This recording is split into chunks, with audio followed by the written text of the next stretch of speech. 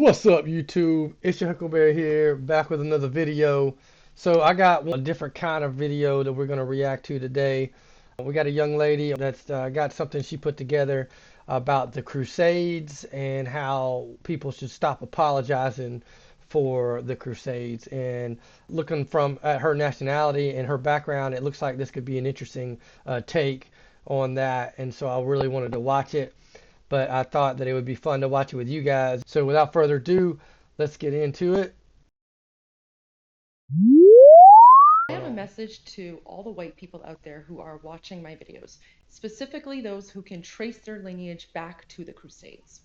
First of all, I can't even believe that this needs to be said, but given some of the comments I'm seeing under my videos and posts on social media, I have now realized how much you have been lied to about your own history. Stop apologizing for the Crusades. Yeah, I Wow. She looks like she's probably half Canadian, half Iranian. But let's listen to what Goldie's got to say about this. said that. Stop apologizing for the Crusades. I mean, what exactly did you think happened that led to the Crusades? Do you just think that, I don't know, everyone was living peacefully and all of a sudden one day random white Christian people woke up and decided to go murder Muslims? Is that what you think happened? The Crusades were a response. I think that's what they're probably teaching in the school these days. I really do. If they're even teaching anything in the schools these days other than Trump derangement syndrome. To Arab Muslim colonizers trying to invade Europe. The Crusades were literally a response to jihad. Do you forget what happened to Spain? Do you not recall how Spain was conquered by the Arab Muslim invaders for 700 years before the Right, Spaniards okay. and the Christians were able to fight back and reclaim Spain? 700 years. The only reason that you're not speaking Arabic and your women aren't wearing burqas is literally because of the Crusades. How do you think the Arab Muslim invaders conquered Persia, conquered the Persian Empire, and forced everyone to convert to Islam? Do you think they came with pamphlets and brochures? What, do you think they just went around knocking peacefully on doors? They came with violence, they came with bloodshed, they came with beheadings, they came with rape. They murdered everyone and anyone who didn't convert to Islam. They burned libraries. They destroyed temples. They even forced us to speak Arabic for 200 years until we were able to secretly revive our language, Persian. Did you know that we Iranians have been fighting back against the Okay. Arab Muslim colonizers for the last 1400 years, and we are still trying to decolonize from that invader colonial mindset and ideology? Do you see this man? That's not a crusader. He's an Iranian. This is Babak Khorramdin. He's an Iranian revolutionary leader from the early 800s. He was fighting the Arab Muslim colonizers who had invaded Persia 150 years ago, and he was trying to free Persia from the jihadis. Unfortunately, at the age of 40, he was captured by the Arabs and he was pretty much torn apart limb from limb. And yet, you know what we Iranians do? We celebrate him. Babak Khorramdin is one of the most important Iranian figures in our history. Why? Because he was fighting the Arab Muslim invaders who had invaded Persia 150 years ago. We don't apologize.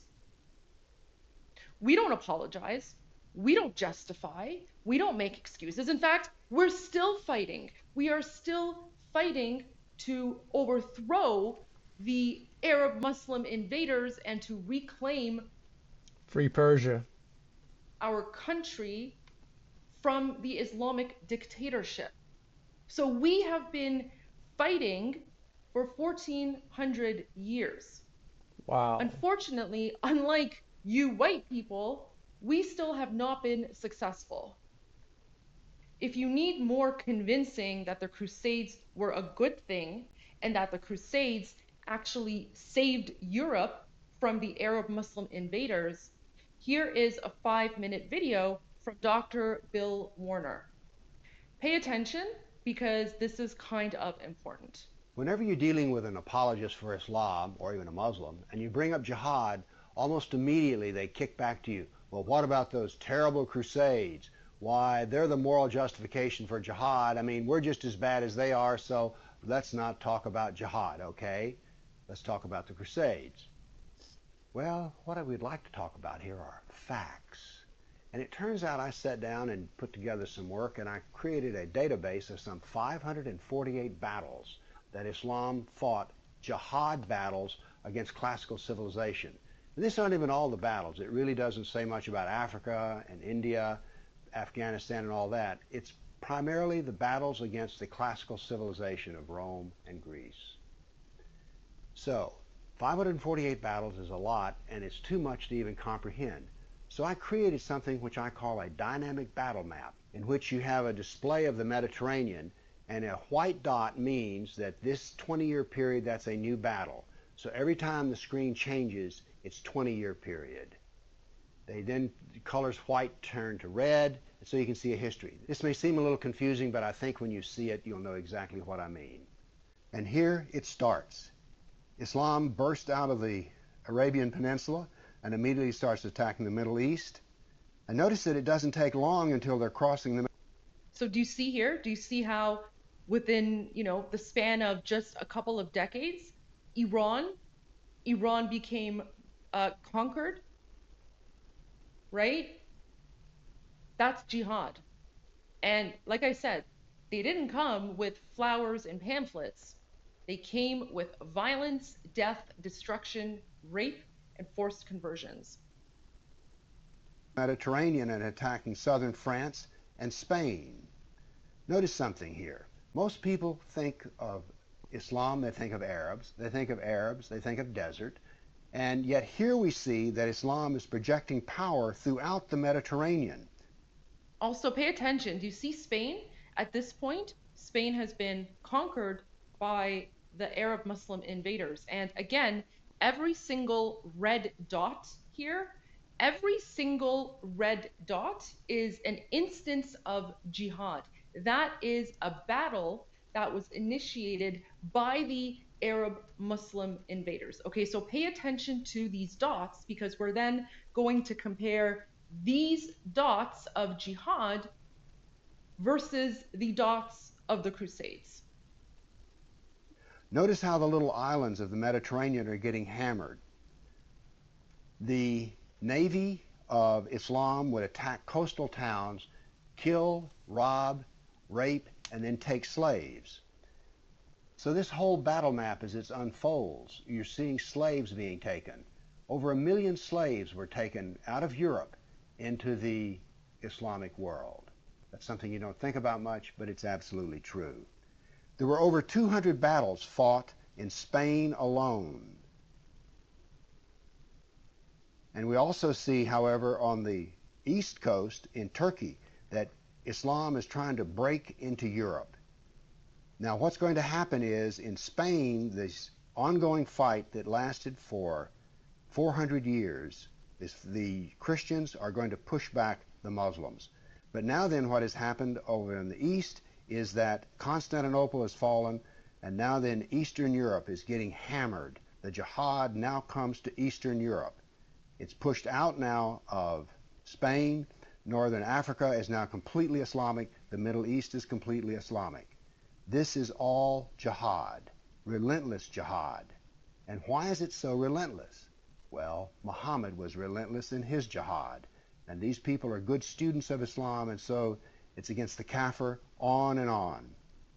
It was traditional that when the Sultan came to power, the brand new Sultan, he would immediately try to launch new wars because he was going to be noted in his Islamic history as to how well he fought against the kafir.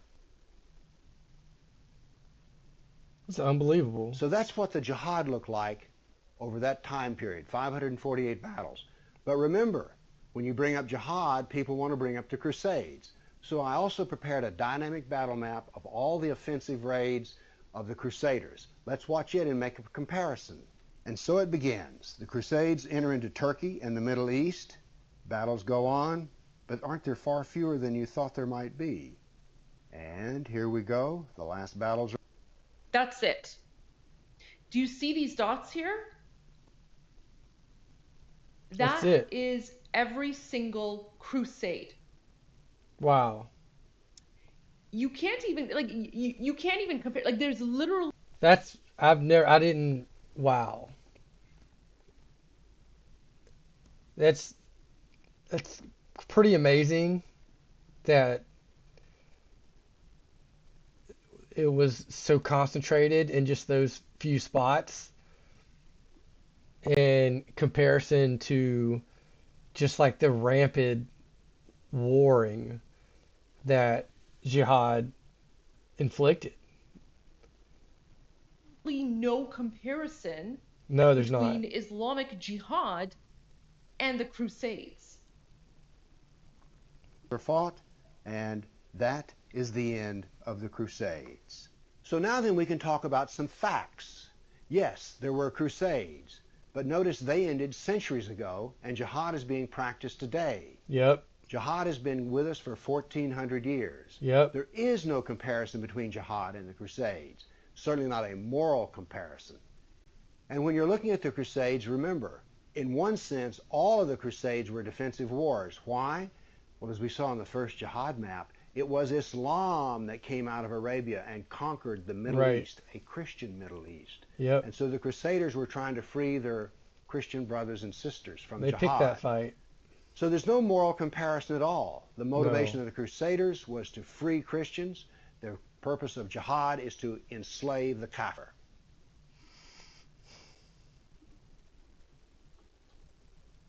Was that clear enough for you guys? So, what's the lesson that we have learned today? Stop apologizing for the Crusades. The Crusades were justified. The Crusades were defensive.